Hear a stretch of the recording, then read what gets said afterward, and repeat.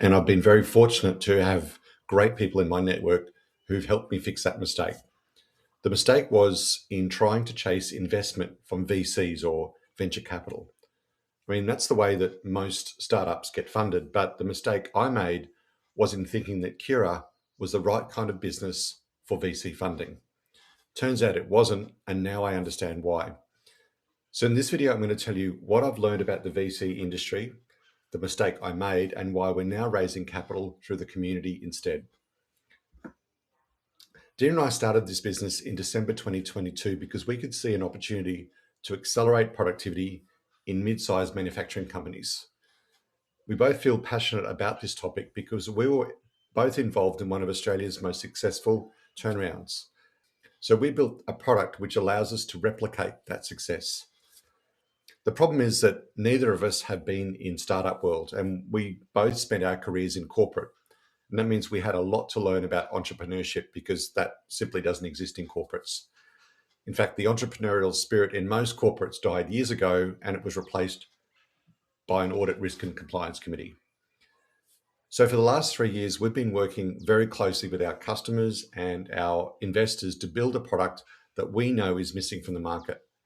And once it had reached a point where we were both comfortable, we wanted to go out to market to find investment and take Kiraa to the world. And that's where we made the mistake of following the beaten path. Let's start with venture capital in Australia, which is where we're based. Venture capital in this country is immature, and I don't say that to be rude.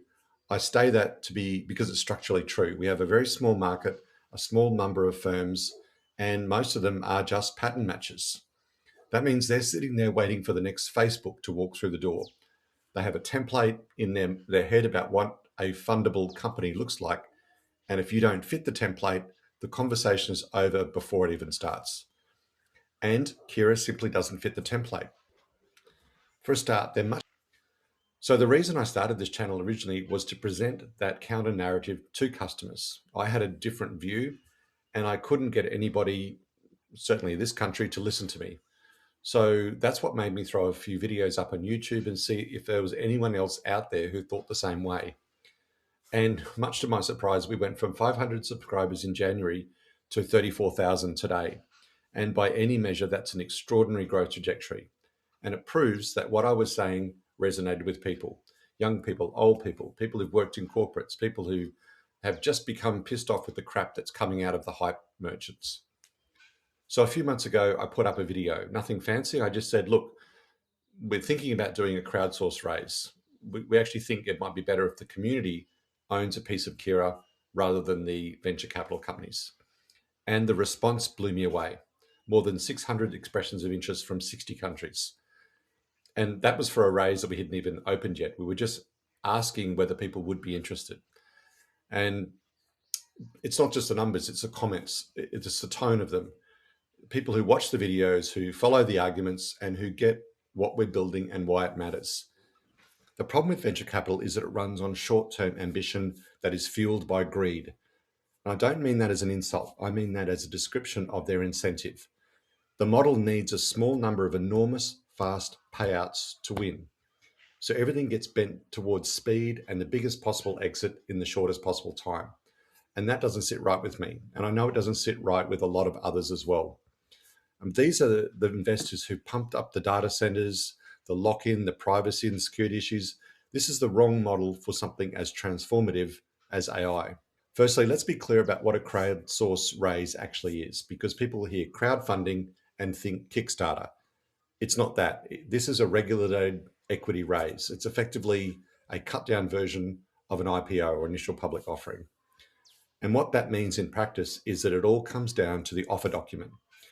That offer document is essentially a prospectus. It provides very detailed information to investors so they can make up their own minds about whether to invest. It includes the financials, the risks, the business model, the cap table, all of it. It's laid out properly, and there's been an enormous amount of work to get that right and compliant. This document is intended for retail investors who can legally only invest a small amount of money. This is what the government does to protect them from too much risk, but it does allow them to invest relatively small amounts, $500, $1,000, $5,000 to own shares. The feedback from the channel has been amazing. So once we realized there was interest, we had to understand what it would involve to get a crowdsource raise off the ground. But before we could even do that, we had to go back to our existing investors and ask their approval. And in order to make it work, we had to put up a new constitution. That's because normally in Australia, a private company can only have 50 shareholders. 50 is the cap. Now, obviously, if we're talking to small retail investors, we're inviting hundreds or even thousands of people to own a piece of Kiraa, and the 50 number doesn't work. So there are crowdsource provisions in place that allow us to lift that cap, but to come under them, you have to adopt a different kind of constitution. So we put up this new constitution to our investors and proposed issuing up to 15% of the company to retail investors. And that means that we can now accept hundreds or thousands of shareholders. But without the right mechanisms in place, that could become a nightmare to manage because certain decisions may require us to get thousands of signatures. So the new constitution had to set out rights that each type of shareholder gets. And it strikes a balance. It lets us make decisions properly and still move quickly. But it also put mechanisms in place so every shareholder keeps a voice as well. And that took months to sort out. It's fiddly, careful legal work, but thankfully it's now done. The paperwork is sorted and we're now looking to open the round in a few weeks. So here's the plan. After flying over the country and meeting hundreds of people, investors, customers, accountants, lawyers, marketing experts, you name it, we've decided that the best option for Kiraa will be to raise our seed round through crowdsource funding. That means instead of chasing the big money and the big checks and then marching to the beat of somebody else's drum, we're focusing on our community who might only contribute a few $100s. But these are the people who get where we're coming from. And they, like us, prefer the version of the future that we see where technology works for humans, not the other way around. Now, legally, we're not allowed to advertise the crowdsource raise outside of Australia. And because this video goes out to the world, I can't tell you much more than that. But what I can tell you is that we've recently relaunched our website. And at the top of that, there's an option to subscribe to our newsletter. And inside that newsletter, we'll be sharing all sorts of information about the kind of projects that we're currently working on and also offer ways for you to be involved.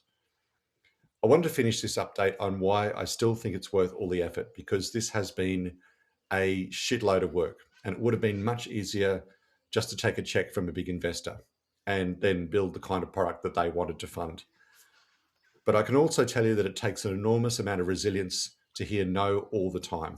In fact, I used to keep a register of all the VCs that I met to record their feedback, and I stopped that at about 137 and decided it wasn't worth it. It turns out that the best part about hitting your head against the wall is stopping. So when I did that, it feels much more satisfying by focusing on the community.